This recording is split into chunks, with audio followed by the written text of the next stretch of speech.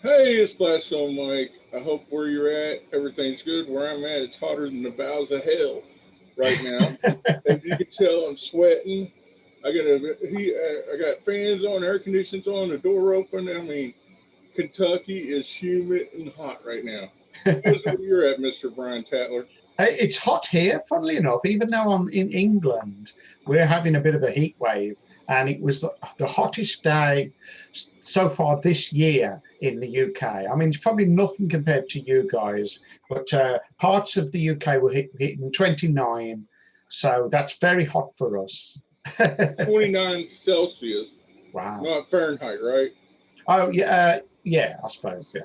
Yeah, we go by Fahrenheit. You all go by liters. We go by gallons. All that kind of Okay. crazy stuff. Anyway, but for people who might not know who you are, this guy's a legend. You all might know him because of a little song called "Am I Evil" but that Metallica redid, and he's in the great band Diamond Head. Now, Diamond Head, uh, let's let's back up, okay? I like to ask this a lot. So, Yeah. what inspired you to be who you are? Well, you are who you are, aren't you? But I mean, do you mean what inspired me to play the guitar? Yeah, to be, to play guitar, to even think about having a band. Yeah, Who were you listening to? I think the original thing is my brother played guitar. He was 6 years older than me, so he bought a guitar when I was 8, and then he bought an electric guitar when I was 11, and he used to try and get me to play, encourage me to play. But of course, I was too young, and I wanted to ride my bike and play, mess about and all that. But eventually, about the age of 15, 14, 15, I started thinking, okay. And I can remember listening to things like the Machine Head album by Deep Purple, and thinking I'd like to be able to play like Richie Blackmore. I'd like to be able to play that guitar solo in Highway Star. And so I realised that if I want to get good, if I want to get like Blackmore good, I'm going to have to practice a hell of a lot. So I started to take it more and more seriously. And then I formed Diamond Head in 1976 when I was 16, Wow. and started the band, writing songs and looking how it all works, how to write songs, how to get gigs, how to So was that do your it. that was your first band ever Yeah, then? yeah, yeah. So First band you for went all of us. so you went straight from the butter into the frying pan. That's right. That's Wow. right. Yeah, straight from school. I formed the band while I was at school, so I just auditioned school friends really until I had enough for a band. When did you first perform as Diamond Head? Do you remember that day? 77. So about maybe 8 months after we'd formed, we had a gig at our old school, and I don't think we were particularly good or anything, but it was fantastic to do your first gig and learn from it and take some experience. Do you remember going, I'm really doing this? Or was it like, oh shit, we Uh, gotta go back to the drawing board, man, because um, Probably somewhere in between. But we started out from day one writing our own songs. We weren't interested in being a covers band or doing wow. covers. So we we wrote our own songs. It just felt completely natural. I suppose I worked out that if you want to be a big band, if you want to be like Led Zeppelin or Black Sabbath, you're going to have to write your own songs. I wasn't interested in just having a local band and playing the pubs and making, 50 quid a night or something. I wanted to be, aim high, just go for it. You could always fail, but if you don't try, then you'll regret it. Well, I'm going to skip ahead for a minute, but we'll go back. Now, being that 16-year-old boy, thinking back, okay, and now how big Diamond Head has gotten because younger people over the years have found out who Diamond Head is because of Metallica. Yeah. Would you think then that you would have got to that level that you have Um, got to now? well, I had no idea. I mean, when we first started, we didn't even know how to get a gig, or we didn't even have enough equipment. You know, we had a biscuit tin drum kit, and I just borrowed my brother's old guitar that cost him £14, and so we didn't really know, but we just slowly moved up the ladder, and we got a few, you know, breaks here and there. But no, I didn't expect us to become big or anything. I just thought if we do the right things and move along and keep at it, we'll at least find out, you know, if it's possible.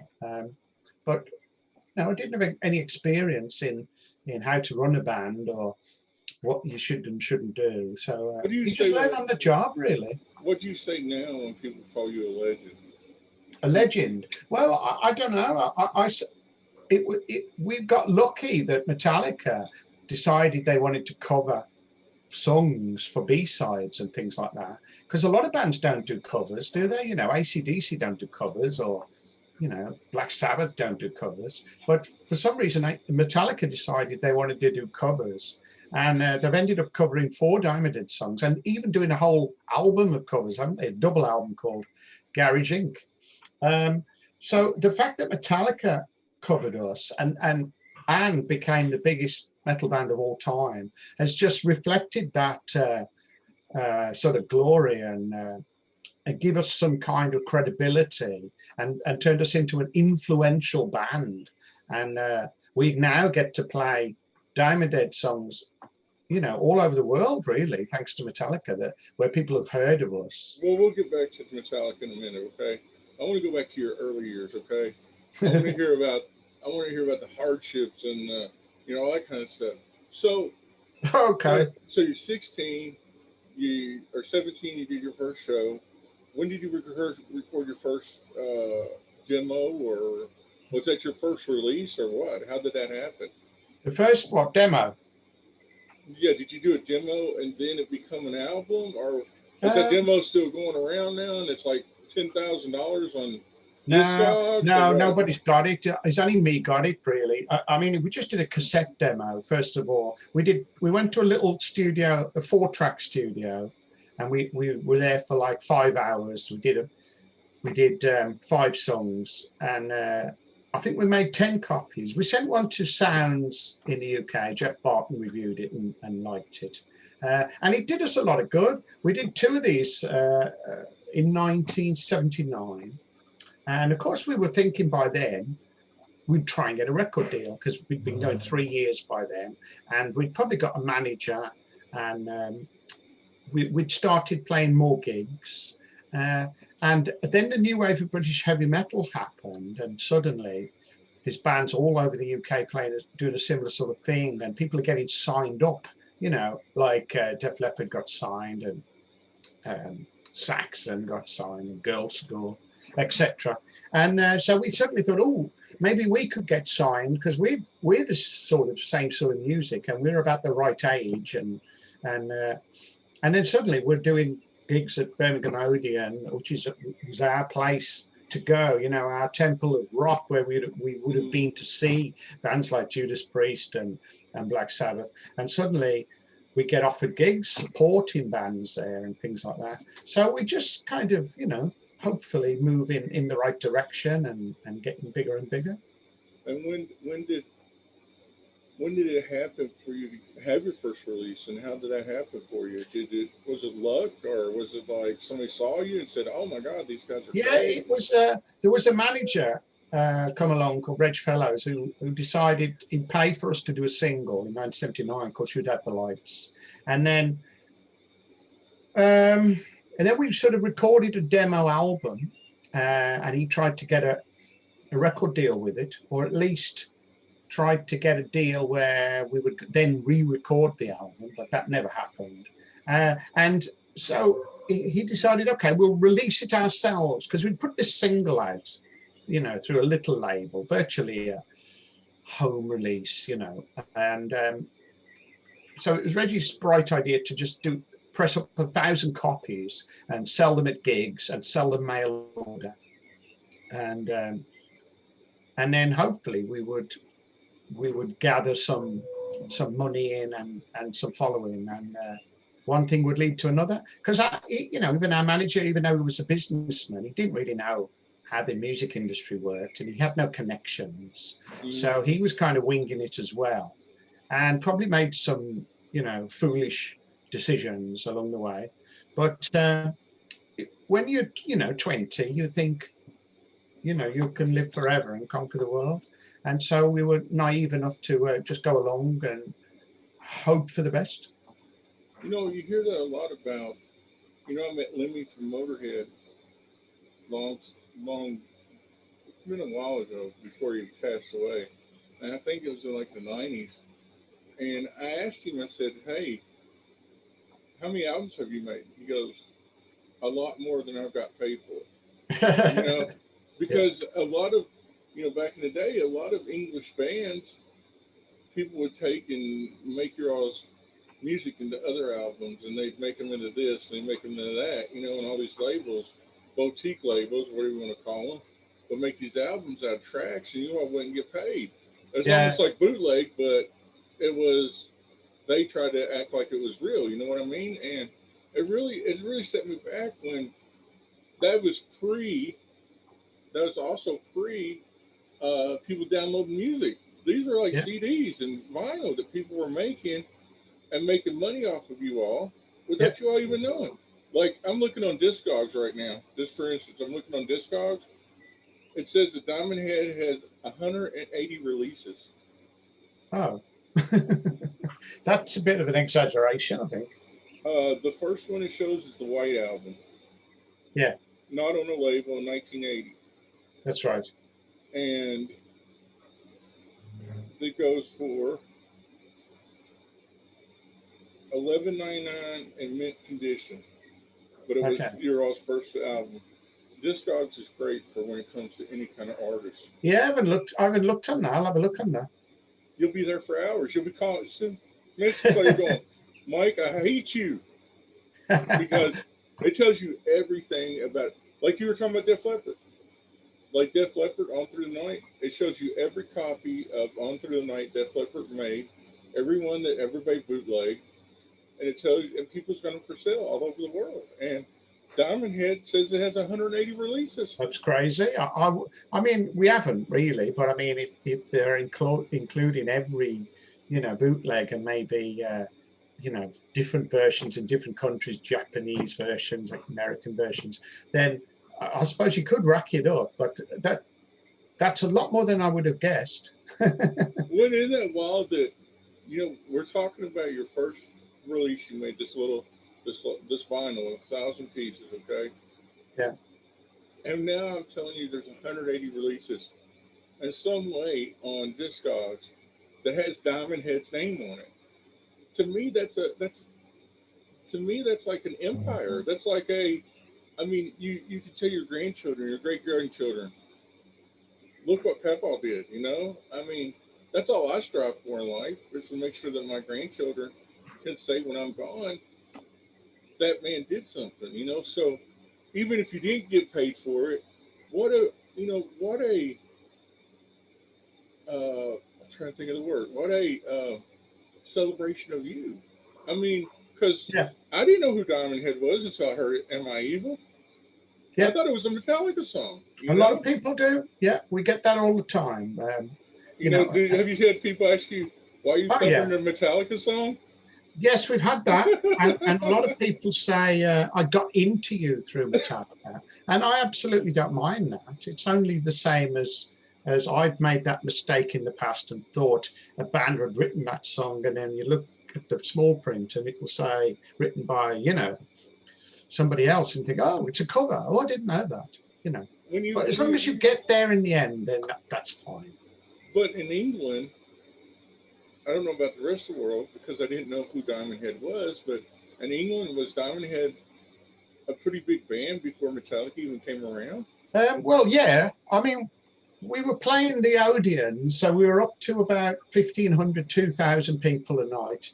But as soon as Metallica come along, they overtook us quite quickly, and Diamond had split. We split in 1985, really, and so I always think, as Diamond went down, Metallica just went up, and I watched Metallica's rise with astonishment, And we have to say, and I don't care who believes it, don't believe it, Metallica is the biggest and greatest heavy metal band of all time. They are Yeah, the kings. I mean, there's no one to touch them. you could say Judas Priest, Black Sabbath, you can say all them. Metallica is the biggest band of all time. And the thing about Metallica that I love, a lot of people don't, is Metallica was able to change like a chameleon over the years. Yeah.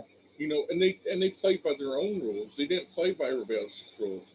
They did what they wanted to do. Yeah. Like Saint Anger.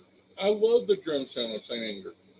There's a lot of people say it's shit. I'm like, it's great. It's a bit of a boingy snare, that's all. Yeah, yeah. Okay. I love the drum. Well, we're all different. We're all different. And and I remember the first time I seen Metallica, and the only time I seen them was on Load or Reload. And that's when everybody's like, oh, they changed, they're wearing makeup and all this. But they made $1 million in merchandise for 2 nights in Michigan. I was there for one of them. So who in the hell was buying shit if nobody liked them? It's like you get that with music. It's like, oh my God, well,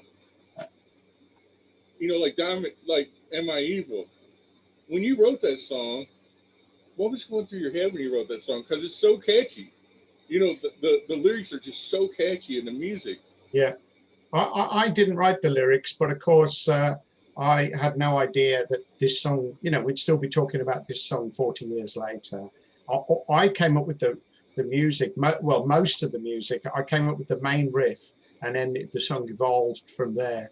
But we had no idea. In fact, we even thought we had better songs.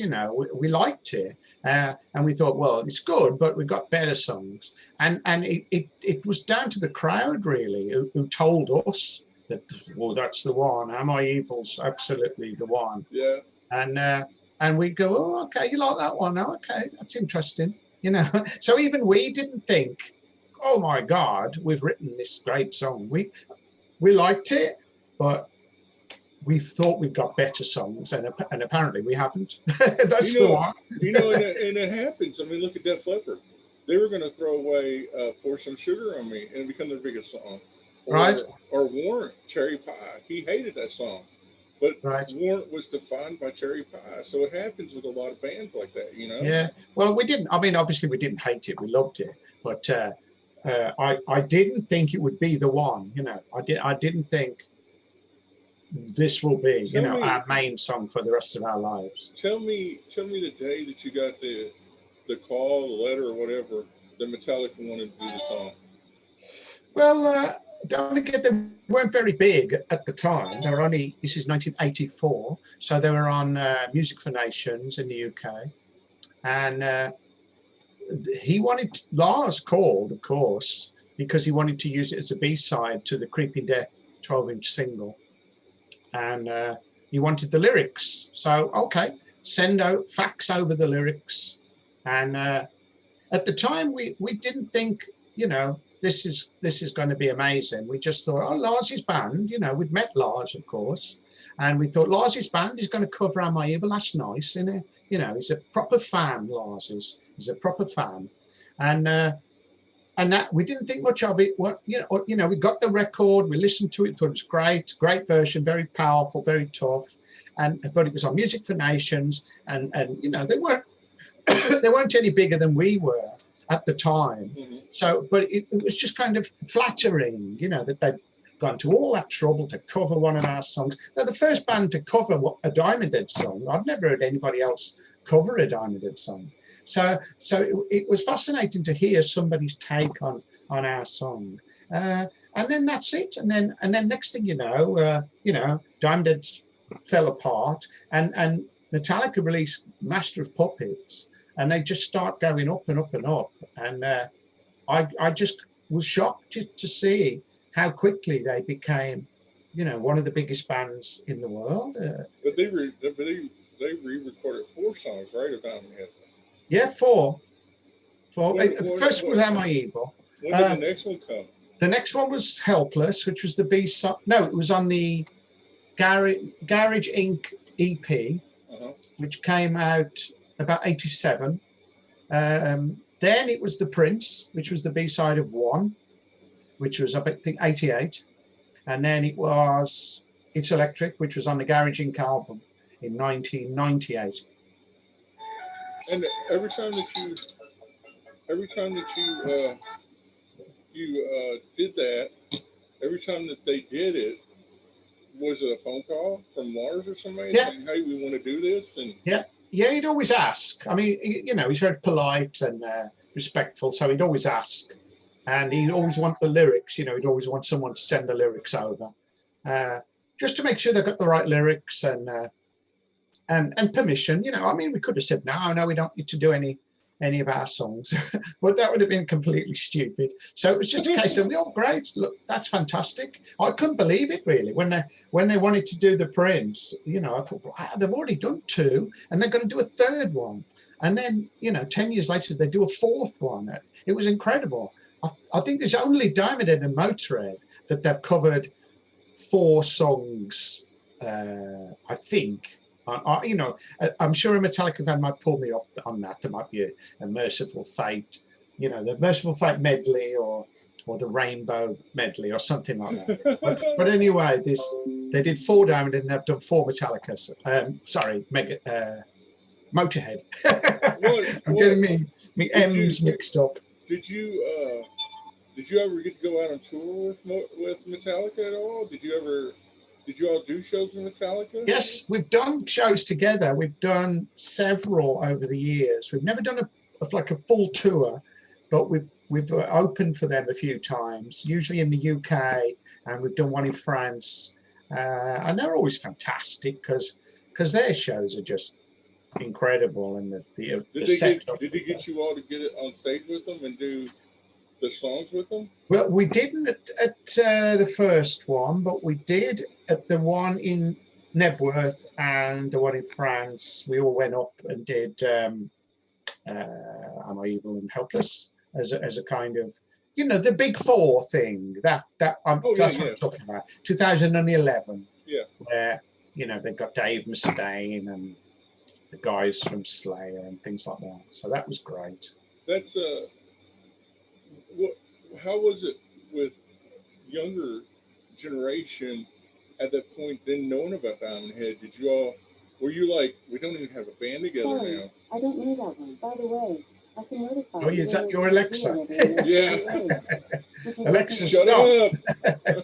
Yeah, sorry about that, you all. Phone calls, Alexa. Oh, God. Anyway, so. I couldn't find that name. Alexa, stop. I'm sorry, I don't know that song. They hear everything, man. They hear everything. Anyway, so I lost my thought. What I was saying was, did you go when that first Am I Evil came out? You said the band was not really together or doing anything. What did you do? Did you scramble to try to put a band together? Because no, it didn't sell at first. I mean, as I say, they're on Music for Nations. It's only the B-side of Creeping Death. We were together in '84 when it came out, but we fell apart the following year in '85, and then the band reformed in 1990 and then fell apart again in '94, and then reformed again in 2000. So we've stopped working twice, but it's been going flat out since 2000.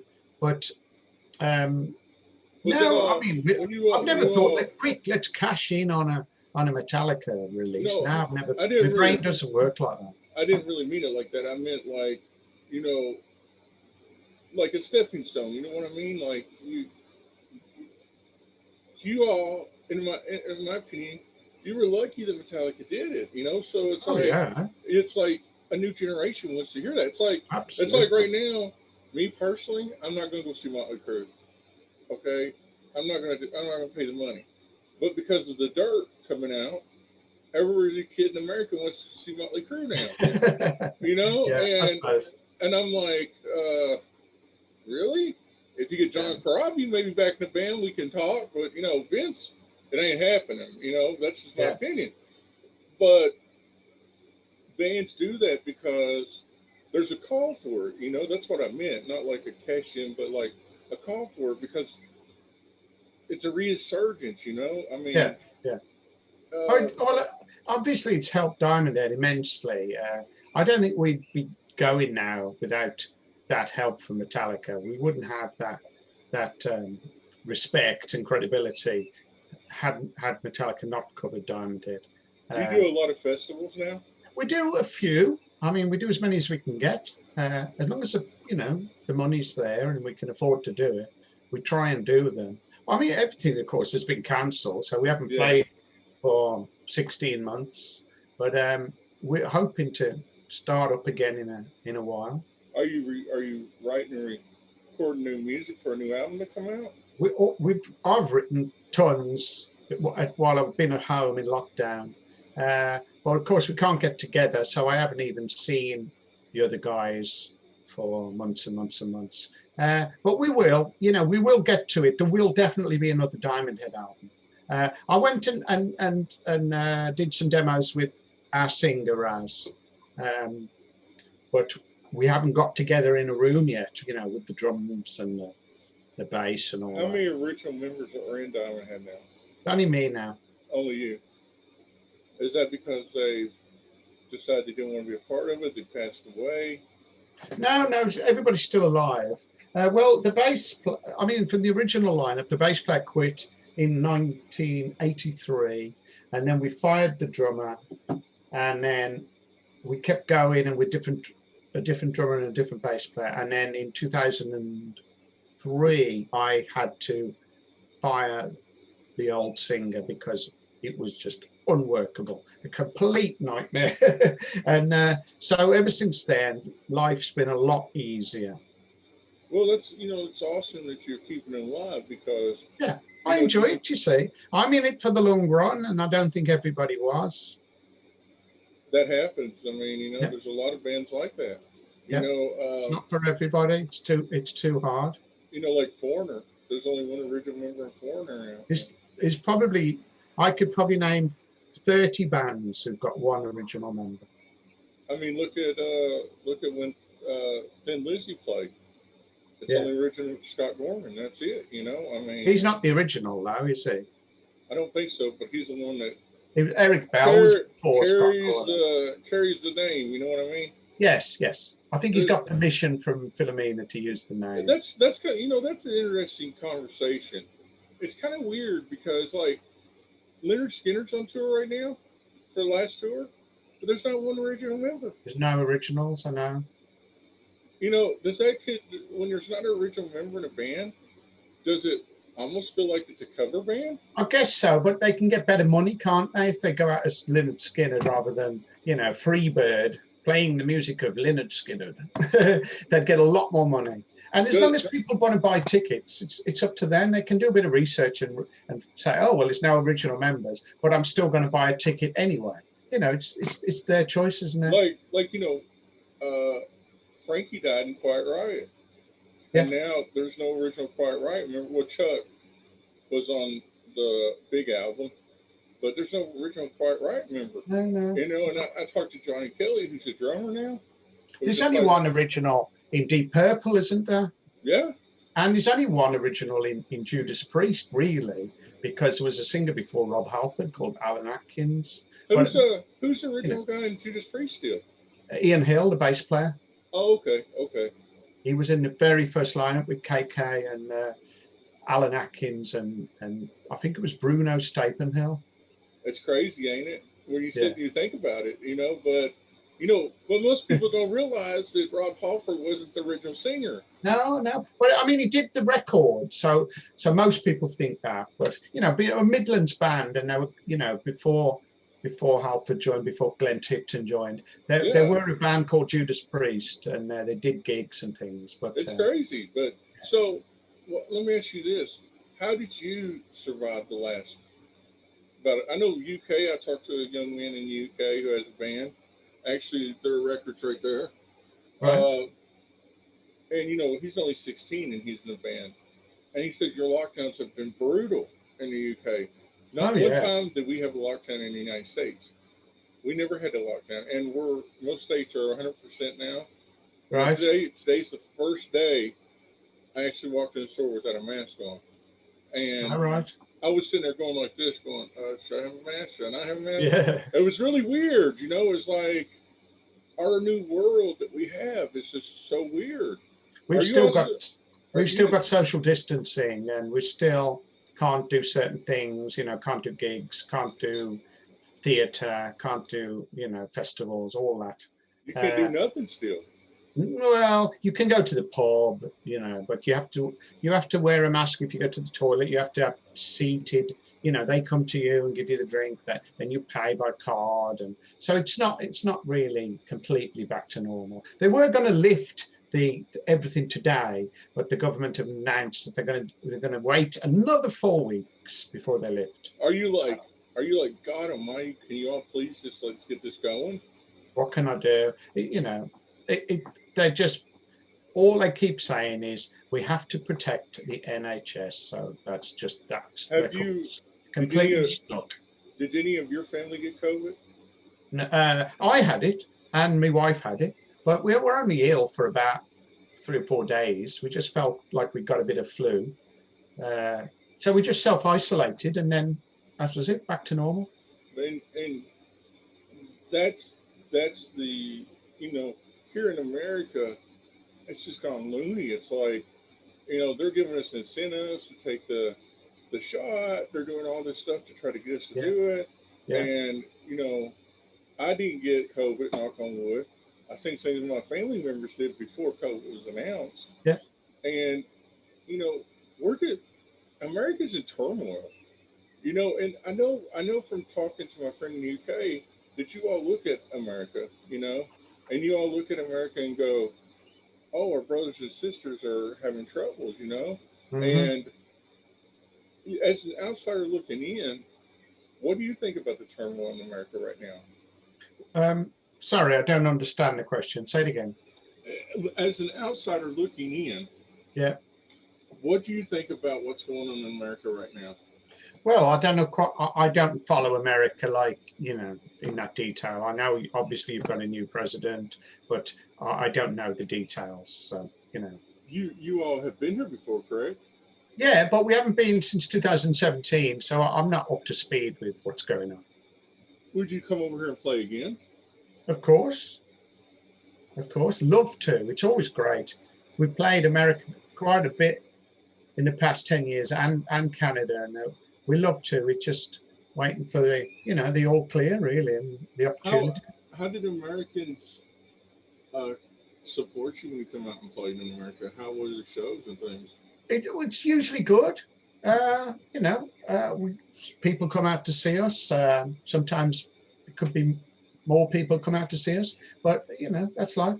Uh, We, as Americans, we want to come to Europe and go to your all shows, because yeah, you all yeah. have the kick-ass shows, every There's a year. lot of brilliant festivals in the UK and Europe.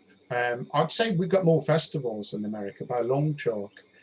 Normally, we've just played club dates in America. We have done a couple of festivals, but there's hundreds. I'd say there's about 1,000 festivals just in the UK, and there's some all over Europe. You have things like Wacken and Mm-hmm. Hellfest and Download, and Bang your head. yeah, some incredible rock hard. We've done some amazing festivals in Europe. Sweden Uh, Rock. Yeah, Sweden Rock. Yeah, it's brilliant. So the more of them, the merrier. We love doing things like that. Well, I appreciate you talking to me. Uh, I consider you a legend. I mean, if it wasn't for Metallica, I wouldn't even know who Diamond Head was. Yeah, amazing. And You're not alone. and I say that with all the respect in the world because I see myself running around sometimes singing "I Am I Evil," those first few lines of it, and it's like why in the hell am I singing this song? But it's so catchy. Yeah. It's like Jingle Bells almost to me. It's like it gets in your head, and then you're like when I get off here, I'm gonna go look on YouTube and try to find both versions where I can listen to them again, and it's gonna be like I'm gonna be like, holy crap. And I'll be honest with you, I didn't know that Metallica did 4 songs.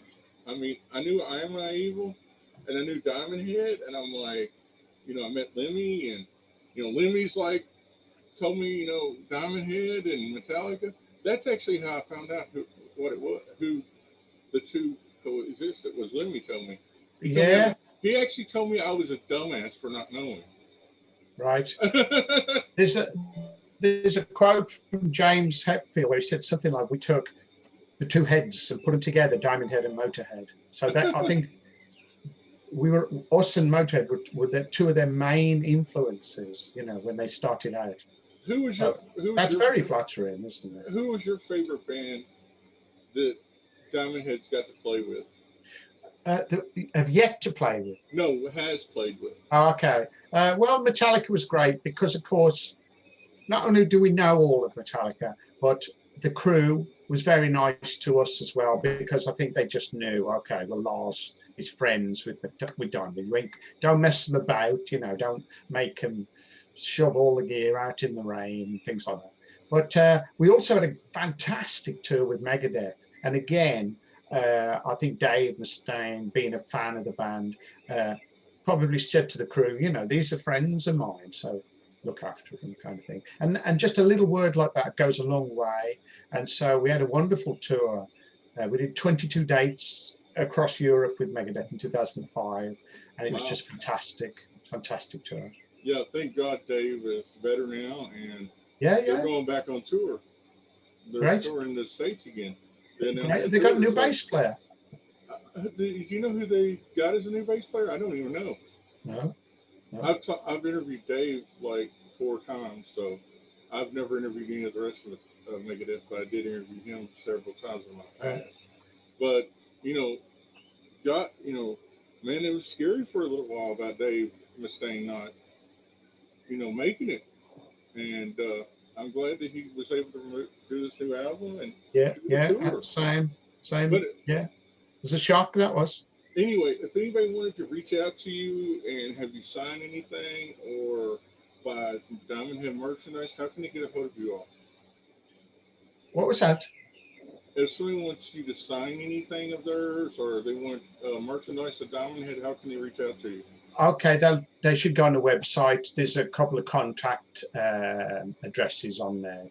There's a tour manager, Carl, and his management, and an agent. So if they go on www.diamondheadofficial.com, they should be able to find a link and say, can you do this? Can you do that?